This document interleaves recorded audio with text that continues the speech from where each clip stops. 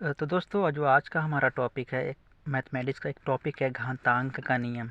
तो दोस्तों आज जानेंगे हम सीखेंगे कि घातांक की परिभाषा क्या होती है और घातांक का नियम क्या होता है।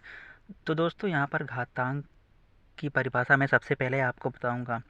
तो घातांक की परिभाषा सिंपल से होती है कि किसी भी संख्या मतलब किसी भी संख्या की घात उसी संख्या का बार बार गुणा करना वो घातांक कहलाता है। जैसे एग्जाम्पल में ये हमारा 2 है, 2 की घात 3 हो गया दोस्तों।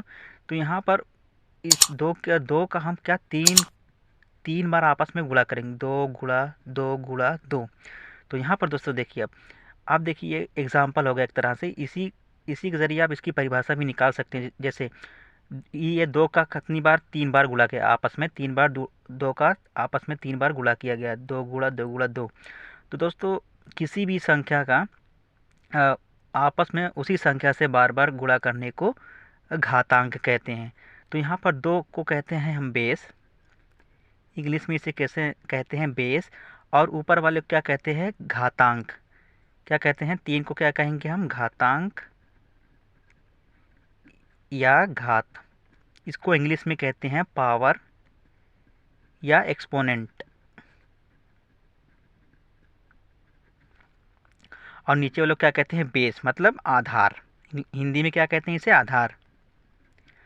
तो दोस्तों आप आई होप आप समझ गए होंगे घातांक की परिभाषा क्या होती है। मतलब तो यहाँ पर एक्सपोनेंट के कई टाइप्स होते हैं।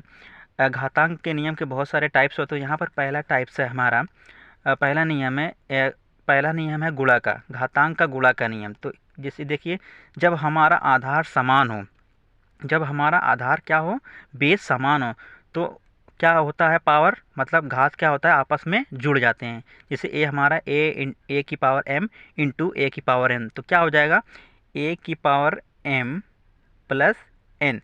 तो आपस में क्या हो जाते हैं हमारे जुड़ जाते हैं गुणे के घातांक के गुणे के नियम में। तो देखिए ये समान है, हमारा बेस समान है और m प्लस n हो जाएगा। अब देखिए दोस्तों दूसरा क्या आता है हमारा। तो दूसरा हमारा है घातांक का भाग का नियम।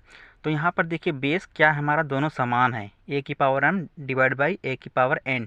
तो भाग के घातांक के नियम में हमारा क्या हो जाएगा घट जाएगा। तो a की power m minus n। Okay दोस्तों, तो यहाँ पर हमारा दूसरा नियम कंप्लीट हो गया। अब देखते हैं तीसरे नियम की तरफ, घातांक के तीसरे नियम को। तो यहाँ पर एग्जांपल के तौर पर इसको भी समझ सकते हैं। जैसे 2 की पावर 2 और 2 की पावर 3। तो क्या हो जाएगा हमारे ये गुणे के घातांक के नियम में क्या हो जाएगा बेस हमारा समान है, तो क्या 2 की घात 2 प्लस 3 हो जाएगा। ओके, तो ये क्या जना जाएगा 2 की घात 5 हो जाएगा। अब देखिए दूसरा देखिए, अब ये क्या हो जाएगा हमारा ए की 2 की पावर हो जाएगा 2/2 की पावर 3। तो ऊपर जाएगा ये 2 की पावर क्या हो जाएगा 2 की पावर 2 माइनस 3 हो जाएगा। अब दोस्तों हम सीखेंगे तीसरे नियम को, घातांक के तीसरे नियम को।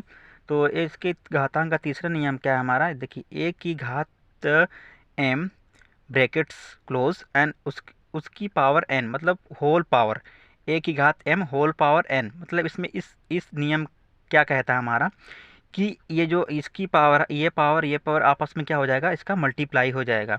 जैसे बेस हमारा ए है और क्या है पावर टू पावर, पावर का एम का एन में मल्टीप्लाई हो जाएगा। जैसे ए एम इंटू एन मतलब ए की पावर एम एन हो जाएगा। तो इसके एग्जाम्पल के तौर में आप समझ सकते हैं, जैसे कि ए की 2 की पावर 5 ब्रैकेट्स क्लोज एंड उसकी पावर 2।